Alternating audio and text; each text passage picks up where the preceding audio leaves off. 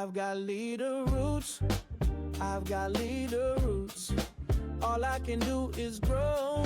And even if I lose, there's nothing I can't. Hey, welcome back to Leader Roots Podcast. I'm your host, Stephen Smallwood. On the show, we explore the heart of leadership and being a good human resource for others. In today's episode, we're going to talk about watching what you eat. But before we get started, I want to thank everyone for tuning in to the podcast. I'm grateful because without you, the show wouldn't be possible.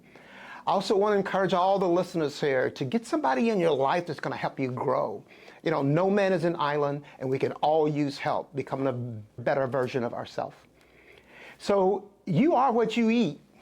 And I want to share some thoughts about paying attention to what you're feeding yourself. We've all heard the saying, you are what you eat. So we generally are speaking about physical body, right?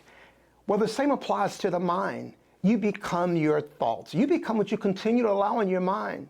You know, I had to ask myself, Stephen, what are you feeding yourself? What are you allowing your mind that's controlling your decisions?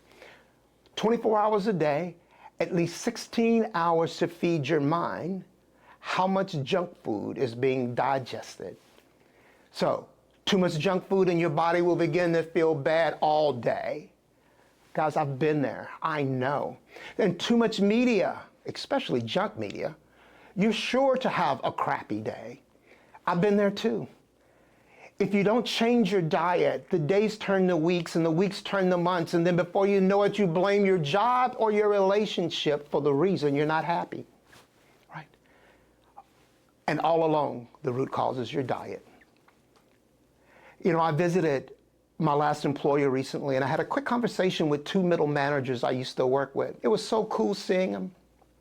But it's difficult for me to focus on the glass half empty when I also know the glass is half full. Well, they had no problem sharing with me how horrible the work environment is. True story. And it didn't matter how much I tried to interject more positive, the negativity was winning the debate. Hey, one of the gentlemen said, well, I'll tell you one thing, Stephen. All it takes is one negative person to get in the department. Before you know it, it starts to affect everybody else in the department.